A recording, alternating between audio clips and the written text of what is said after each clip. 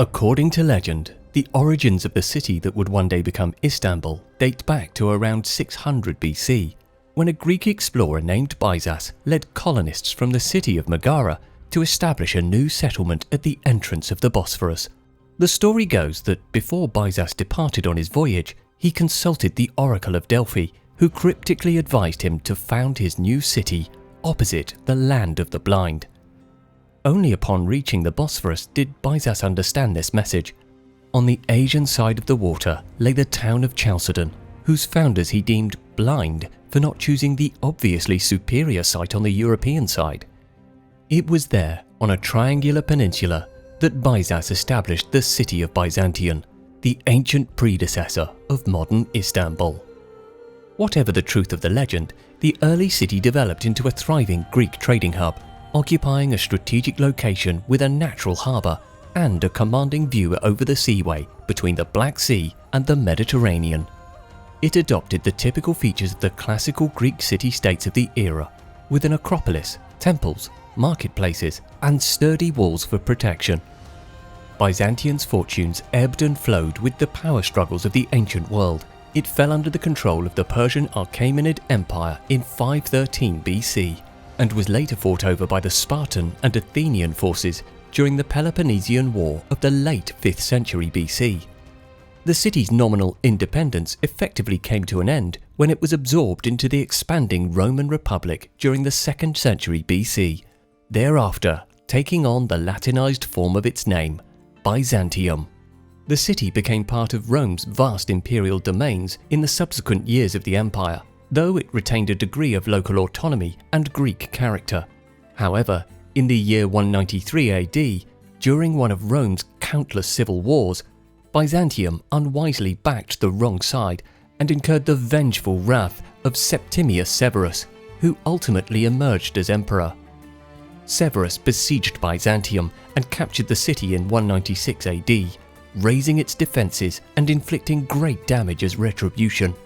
The city was briefly renamed Augusta Antonina in the immediate aftermath, before reverting to Byzantium, and was soon refashioned with a Roman grid layout accommodating forums, baths, an arena, as well as the first iteration of the Hippodrome, a grand stadium for chariot races that would become a central landmark of the city in later years. The first true turning point in Byzantium's history, however, occurred when Constantine the Great became sole ruler of the Roman Empire after yet another civil war in the year 324 AD. Seeking a fresh start and a strategic administrative centre, Constantine chose ancient Byzantium as the site for a new imperial capital to govern the empire's eastern provinces. In 330 AD, the city was eponymously renamed Constantinople, thereby ushering in the iconic name of Constantinople, which would endure for the next 1,600 years. Constantinople's new planners dramatically enlarged the old Greek town, extending its boundaries to encompass the whole peninsula. New land walls were erected to protect the growing city on its western flank, the only side not naturally defended by water. Within these walls, Constantinople was laid out with grand avenues and public buildings befitting an imperial city. Constantine built the Great Palace for himself adjacent to the old Severan Hippodrome, which he also expanded to hold even larger crowds. The Hippodrome became the beating social heart of the city, where the populace gathered to watch the infamous chariot races put on by the rival circus factions of the Blues and Greens. The emperor himself often attended the spectacle from his seat in the imperial box to energize the masses. Constantine certainly left his mark upon the city, not only in name, but also through the grand forum he established at its center, crowned by a monumental column bearing his own statue. Yet, perhaps his most culturally significant legacy was his decision to embrace Christianity, which laid the foundations for Constantinople to become one of the foremost centers of the new faith. By the end of the 4th century, Emperor Theodosius I had declared Christianity the official religion of the empire, and Constantinople secured its place as the seat of a powerful patriarch, the leading bishop of the Eastern Church, second in rank only to the Pope in Rome, thereby establishing itself as the preeminent city of Eastern Christendom. Despite the official splitting of the Roman Empire into separate Eastern and Western entities in the year 395 AD, and the subsequent collapse of the western half by 476 AD, Constantinople continued to flourish, now as the only imperial capital still standing. By the turn of the 6th century, during the reign of Emperor Justinian I, the city was at its zenith and had become the largest city in the world, with over 500,000 inhabitants. A cosmopolitan mix of Greeks, Romans, Armenians, Syrians, and many others drawn from across the empire. However, in the year 532, Justinian faced a massive uprising known as the Nika riots, which began with discontent over chariot racing factions and exploded into a city-wide rebellion against the emperor's rule. Much of Constantinople was set aflame by the rioters, including the old Hagia Sophia cathedral, which burned to the ground before Justinian brutally suppressed the revolt. In the aftermath, an estimated 30,000 people lay dead, and half the city was reduced to ashes. Seizing the chance to rebuild on a grand scale, Justinian commissioned what would become Constantinople's most iconic building, the new Hagia Sophia. Completed in 537 AD, the cathedral was a revolutionary domed basilica that dwarfed anything built before it. Adorned with glittering mosaics and marble, it became the spiritual and architectural crown of Constantinople, symbolizing both the might of the Christian Eastern Roman Empire, otherwise known as the Byzantine Empire, and its cultural sophistication. Alongside Hagia Sophia, numerous other projects were undertaken during this period, including the Basilica Cistern, a vast underground water reservoir supported by hundreds of columns, as well as new aqueducts, hospitals, and the rebuilding of the Church of the Holy Apostles as a grand shrine for emperors' tombs. Constantinople at this time was not just the administrative capital of the Byzantine Empire, but also a thriving hub of global commerce and a cultural crossroads between East and West. Thanks to its strategic location, it sat astride the key trade routes between Europe and Asia. Its harbours on the Golden Horn teemed with merchant vessels carrying silks from China, spices from India, grain from Egypt, furs from the steppes, and wine and olive oil from the Aegean. Education and the arts flourished as well. Constantinople housed the empire's foremost university and libraries, preserving classical Greek and Roman knowledge. After the golden age of Emperor Justinian, however, the city of Constantinople and the wider Byzantine Empire as a whole faced newly emergent threats. In the 7th and 8th centuries, waves of Persian and later Muslim Arab armies surged towards the city, having rapidly conquered Syria, Egypt, and North Africa from under Byzantine control. The Umayyad Caliphate laid siege to Constantinople twice, first in 674 and again in 717, but ultimately failed to take the city, thanks in part to its secret weapon, Greek fire, a flammable liquid launched from a flamethrower-like device that could burn through almost anything. However, it was not only external threats that endangered Constantinople. Internally, the city was forced to weather numerous political and religious upheavals during this time. Byzantine emperors rose and fell with dizzying frequency, often as a result of palace coups or military revolts. One intense controversy was the iconoclast movement of the 8th and 9th centuries, during which several emperors, starting with Leo III in 726, outlawed the veneration of sacred images of Christ and the saints. For decades, the city witnessed the destruction or removal of intricate mosaics and paintings, with a rift growing between the iconoclast emperors and the iconophile faithful. Ultimately, the pro-icon faction prevailed, and with the triumph of orthodoxy in 843, the use of icons was restored, leading to exuberant new mosaics gleaming once again in the vaults of Hagia Sophia. The dawning of the 9th century brought with it the ascendancy of the Macedonian dynasty of emperors, under whose auspices Constantinople underwent a revival and a second golden age. The empire was stabilized and even regained parts of its former territories. The city's population grew once again as wealth poured in, and cultural exchanges blossomed as people from the farthest extremities of the known world came into contact with Constantinople. Across the Black Sea, the emerging Kievan Rus began establishing relations with the city. Although these were initially hostile, including a failed attempt to capture Constantinople and its riches, the Rus later sought to build peaceful relationships through trade and diplomacy.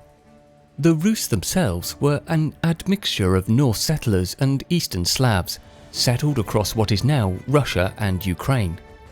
Contact established through Rus brought Constantinople into the wider orbit of the Viking world during the 9th to 12th centuries, with the city itself becoming known as Miklagror, the Great City in Old Norse. These Scandinavian and Rus traders moved along the river routes funneling furs, wax, amber and slaves down the Dnieper and Don to the Black Sea in exchange for silk, wine and coin from Constantinople. It was out of this relationship that the Varangian Guard emerged, the Byzantine emperor's elite axe-bearing household troops in the late 10th century. Formalised under Basil II around 988, these warriors were initially men recruited from the Kievan Rus, but the Guard became so famed for its ferocity, iron discipline and personal loyalty to the emperor that it soon drew recruits all the way from the Viking homelands in Scandinavia, and in later years even exiled Anglo-Saxon warriors following the Norman invasion of England in 1066. However, beneath the displays of power and prosperity, cracks were beginning to appear in Constantinople as the new millennium dawned. In the year 1054, the Christian world was formally split in two in an event known as the Great Schism. What began as disputes over theology quickly escalated into political rivalry, culminating in the division of the Church into the Roman Catholic West, centred on Rome, and the Orthodox East, based in Constantinople.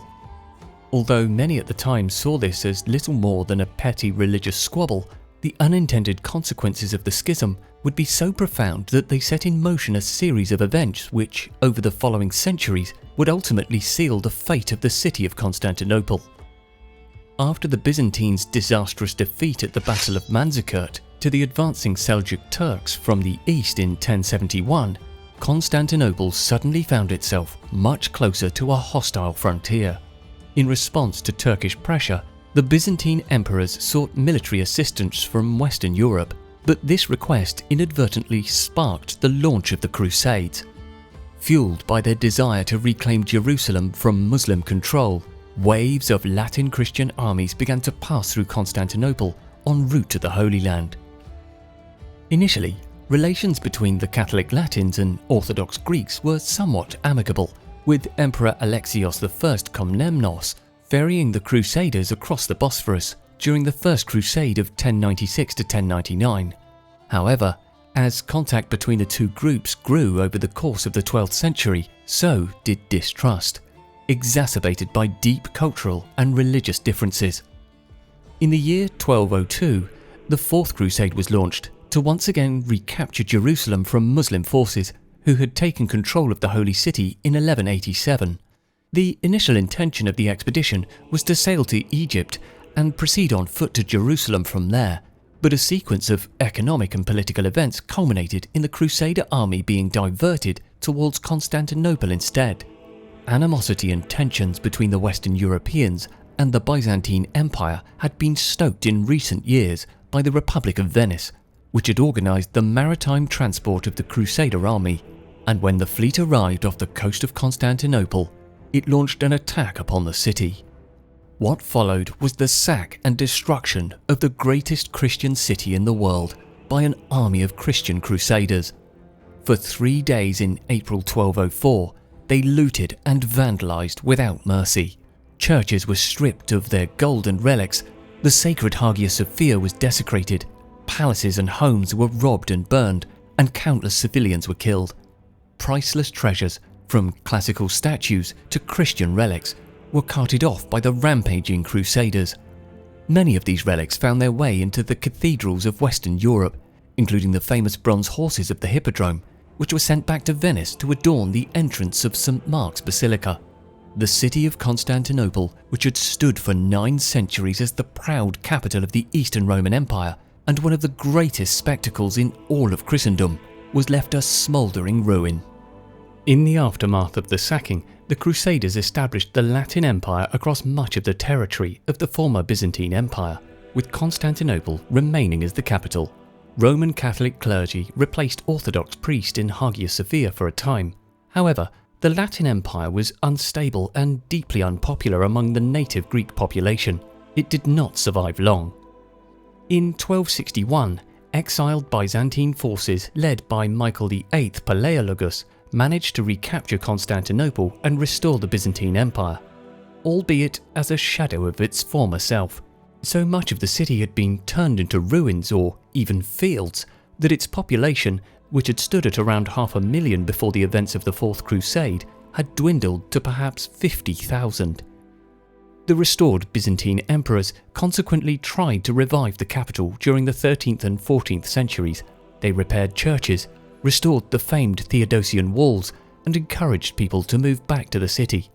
Despite their best efforts, however, Constantinople and the remnants of the Byzantine Empire remained dramatically weakened both politically and economically.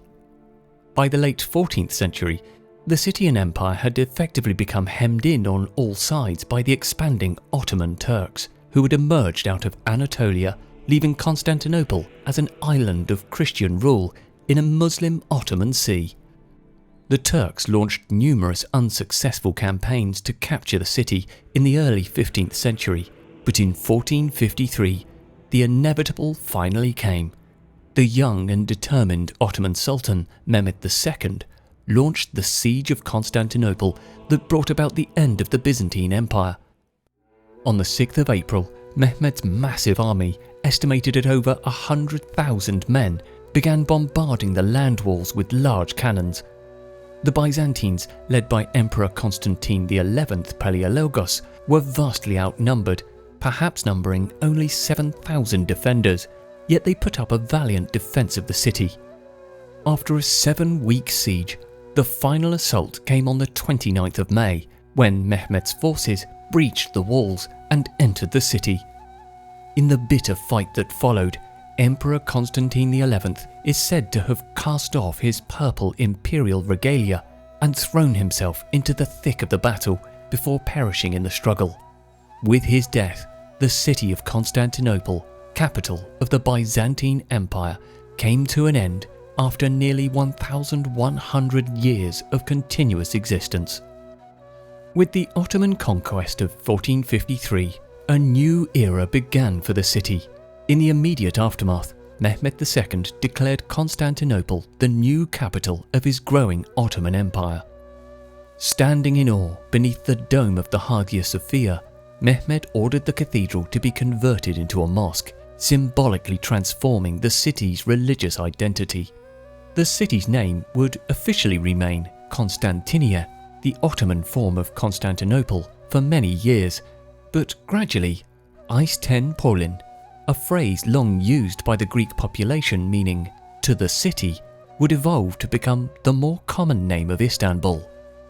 Sultan Mehmed II immediately set about repopulating and rebuilding the city. He invited, and in some cases forcibly relocated, people from all over his empire, with Muslims, Christians and Jews alike being settled in various quarters to breathe life back into the city's empty streets. From a low of perhaps 50,000 inhabitants at the time of conquest, Istanbul's population rebounded several-fold within a few decades, as the city blossomed as the capital of a new dynamic empire that would soon span 3 continents. The conquering sultan built himself a new palace not far from the old Byzantine Acropolis. The Topkapi Palace, whose construction began in the 1460s, would be expanded extensively by successive sultans over the generations. Unlike European palaces, Topkapi was not a single monumental building, but a sprawling complex of courtyards, gardens and pavilions, a serene seat of power with views over the Bosphorus. Mehmed II also established the city's Grand Bazaar during this time, which would eventually grow into a vast covered market, home to a labyrinth of shops where merchants traded gems, spices, textiles, and every luxury imaginable, transforming it into the beating commercial heart of the city, which it remains to this day. The Sultan also sponsored the construction of mosques, schools, baths and caravanserais, laying the groundwork for an Islamic city, but one that also incorporated and honoured its Byzantine heritage. Remarkably, Mehmed allowed the Greek Orthodox Church to continue its presence in the city, albeit under Ottoman oversight, and similarly, the Armenian Church was invited to establish a patriarchate. The Jewish community was also welcomed, especially after the year 1492, when the Spanish expulsion drove many Sephardic Jews to find refuge in Ottoman lands. In this way, Istanbul remained a cosmopolitan, multi-ethnic hub, now under Muslim rule, but still home to significant Christian and Jewish populations. The dawning of the 16th century marked the apex of Ottoman Istanbul's glory. The city grew to be one of the largest in the world, with population estimates reaching 600 to 700,000 by the mid-1500s, rivaling and even surpassing many European capitals of the time. Sultan Suleiman the Magnificent presided over this golden age and was a great patron of the arts and architecture. It was under his reign that Mimar Sinan, arguably the greatest Ottoman architect, rose to prominence. Sinan had started out as a janissary officer, but discovered his talent for building, and after being appointed chief royal architect, designed hundreds of structures across the empire. In Istanbul, his masterpiece was undoubtedly the Süleymaniye Mosque complex, completed in 1557, a majestic domed mosque on the third hill of the city, built in Sultan Suleiman's honour.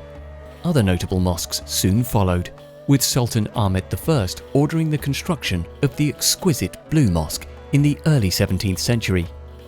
Such pious foundations and architectural patronage filled the city with domes and minarets, creating a distinct skyline where Ottoman aesthetics merged with Byzantine remnants. Life in Ottoman Istanbul was vibrant. The Topkapi Palace bustled with imperial ceremony, grand viziers and officials held council in the divan, janissary guards patrolled the grounds, and within the secluded courts lay the imperial harem, where the sultan's family and concubines resided in luxury. In the city at large, the streets were filled with a diverse populace: Turkish officials and soldiers, Persian and Arab scholars, Greek and Armenian merchants, Venetian and French diplomats in their finery, dervish mystics, and a myriad of artisans and labourers of every ethnicity. Coffee houses became popular social hubs in the 16th and 17th centuries, where people met to converse, listen to storytellers or poets, and sip the stimulating drink that had journeyed from Arabia.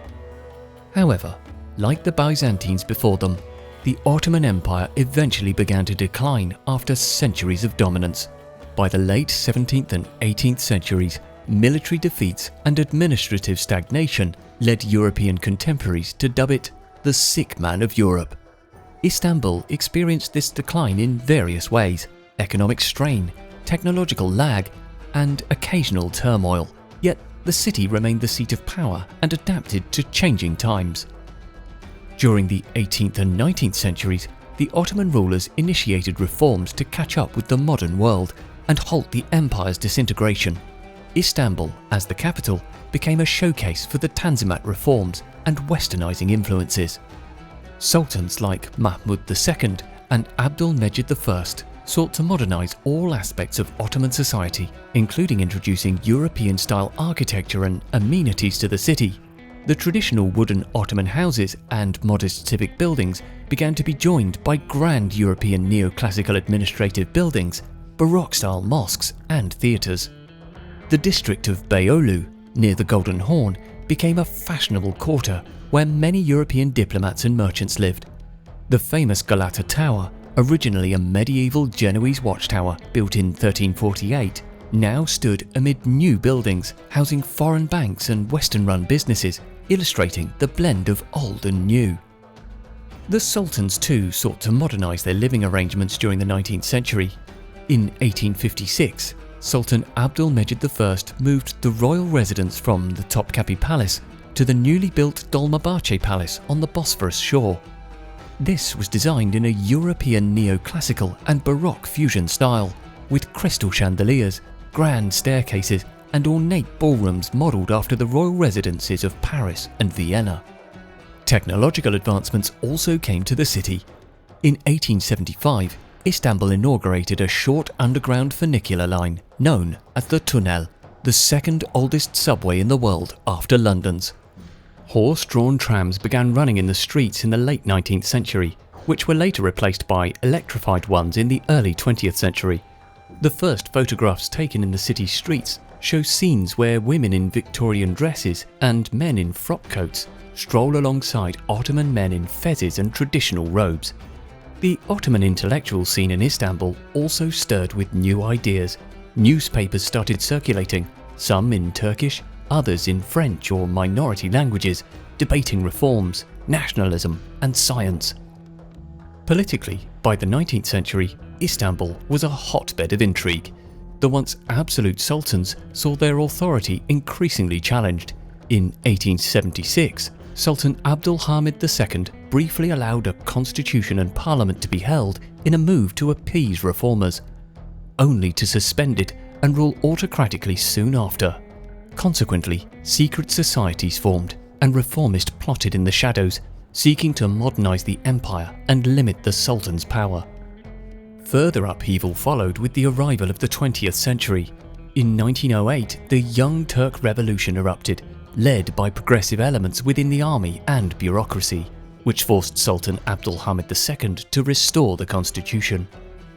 Istanbul briefly rejoiced at the promise of democracy and reform, but the years that followed were even more turbulent for the city, as the Ottoman Empire was drawn into the catastrophe that was the First World War in 1914.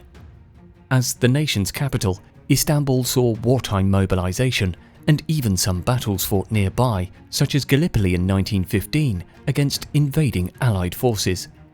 Overall, the war was devastating for Istanbul and the Ottoman Empire. After being defeated on practically all fronts, the Ottomans agreed to an armistice in October 1918, and Allied troops from Britain, France, Italy and Greece occupied Istanbul in November.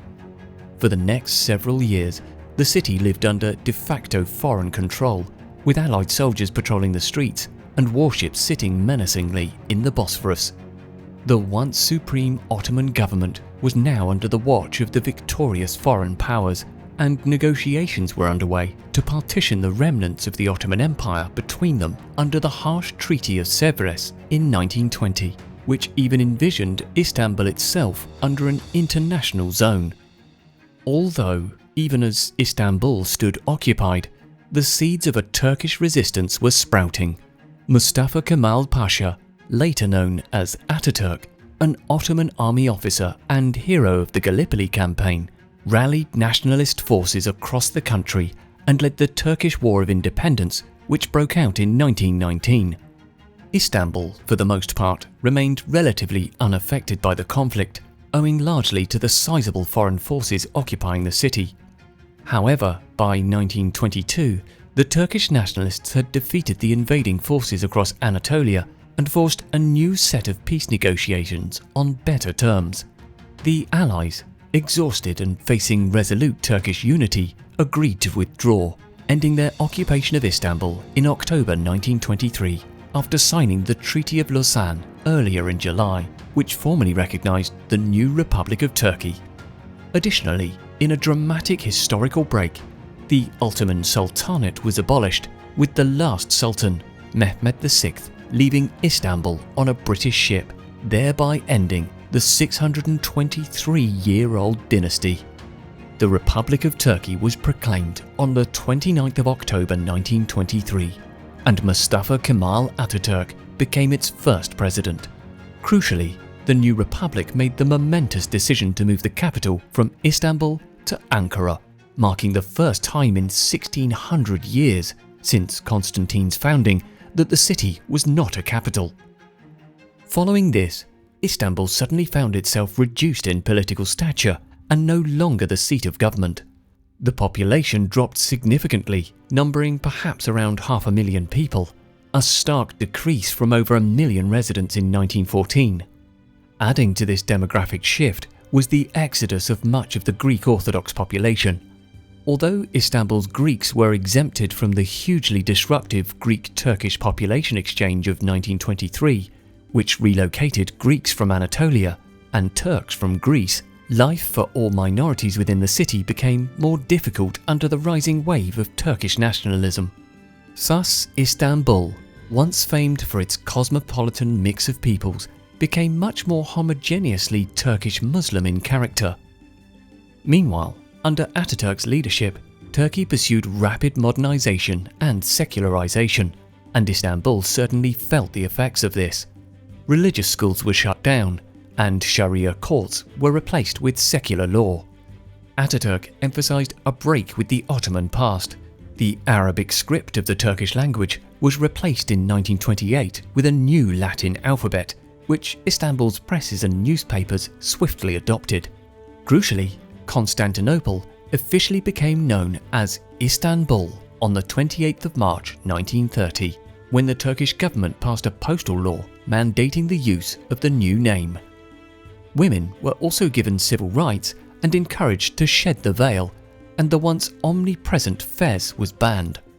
Istanbul's role shifted to that of Turkey's commercial and cultural centre, while Ankara took up the reins as the seat of power and politics.